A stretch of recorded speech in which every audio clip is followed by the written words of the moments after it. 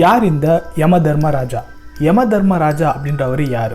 நம்ம இறந்ததுக்கு அப்புறம் என்ன ஆகும்? நம்ம எங்கே போவோம்? இந்த மாதிரி பல கேள்விகளுக்கான விடயத்தை தான் இந்த பதிவில் நம்ம பார்க்க போகிறோம்.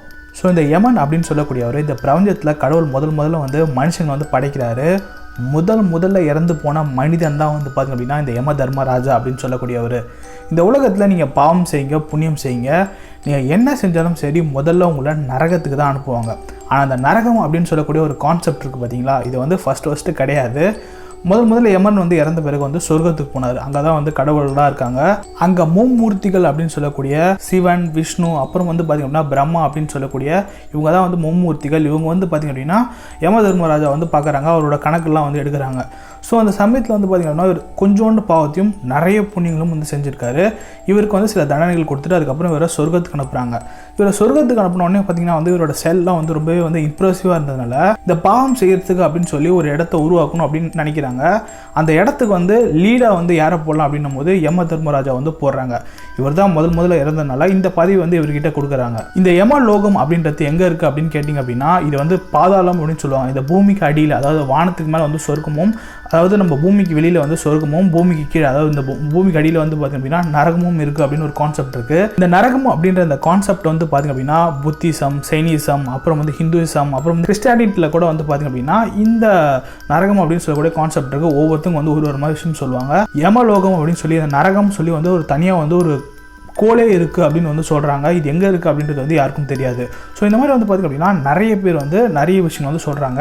ஆனால் நரகம் அப்படின்னு சொல்லக்கூடிய ஒரு கான்செப்ட் பல மதங்கள் பின்பற்றுது. இந்த நரகத்தில் பார்த்திங்க அப்படின்னா 21 நாடு, 21 கண்ட்ரிஸ் பார்த்திங்க அப்படின்னா இந்த நரகத்தில் இருக்குது. இந்த 21 நாடுகளும் பார்த்திங்க அப்படின்னா ஒவ்வொரு பாவ புண்ணியத்துக்கு ஏற்ற மாதிரி அந்த இடத்துல நம்மளை அனுப்புவாங்க.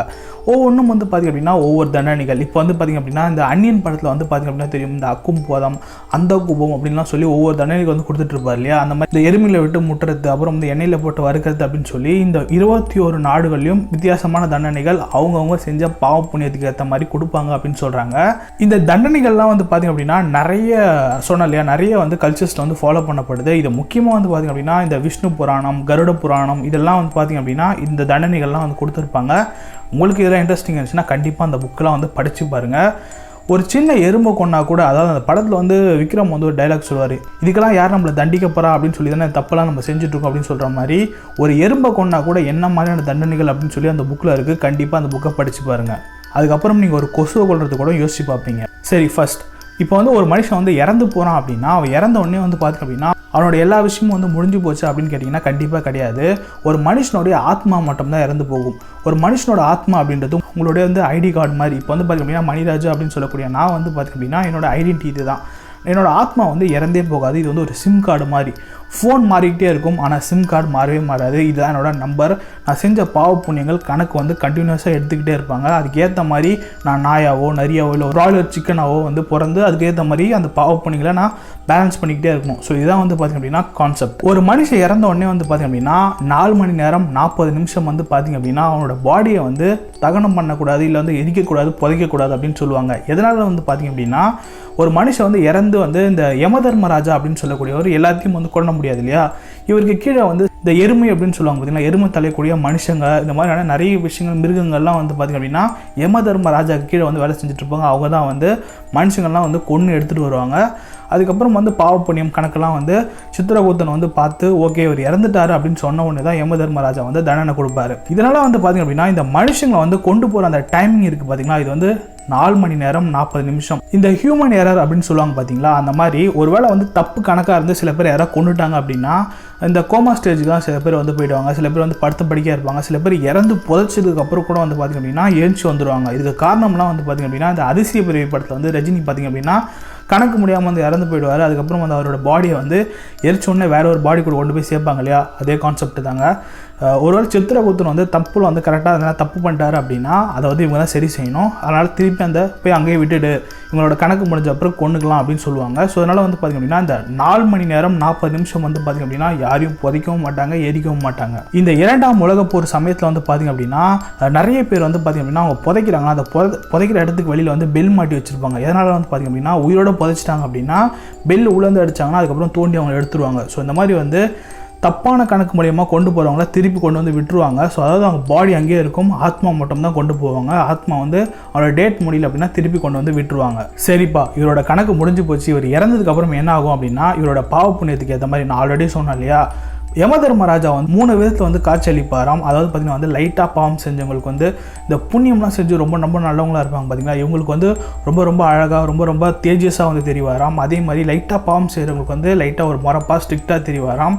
இந்த தப்பு இந்த ரொம்ப பாவம் செய்கிறாங்களா, இந்த சின்ன குழந்தைய கூட ரேப் பண்ணி கொள்றவங்க, நரபலி கொடுக்குறாங்க அப்படின்னு சொல்லி இந்த ரொம்ப கெட்டவங்க இருப்பாங்க பார்த்தீங்களா, இவங்களுக்குலாம் தான் யமதர்மராஜா வந்து அந்த மிகப்பெரிய கதையோடு வந்து காட்சியளிப்பாராம். இந்த கதை வந்து பார்த்திங்க அப்படின்னா ஒரு நட்சத்திரத்திலிருந்து வந்து எடுக்கப்பட்டதாம். இது வந்து ரொம்ப சக்தி வாய்ந்ததாம்.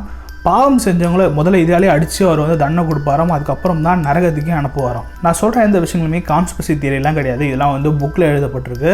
நீங்கள் இந்த கருட புராணம், விஷ்ணு புராணம், இது மாதிரியான நிறைய புக்குங்கெலாம் வந்து படிச்சிங்க அப்படின்னா, ஏன் பகவத்கீதை, பைபிள், புராணம்லாம் கூட படிச்சிங்க அப்படின்னா இந்த விஷயங்கள்லாம் லைட்டாக அதில் இருக்கும்.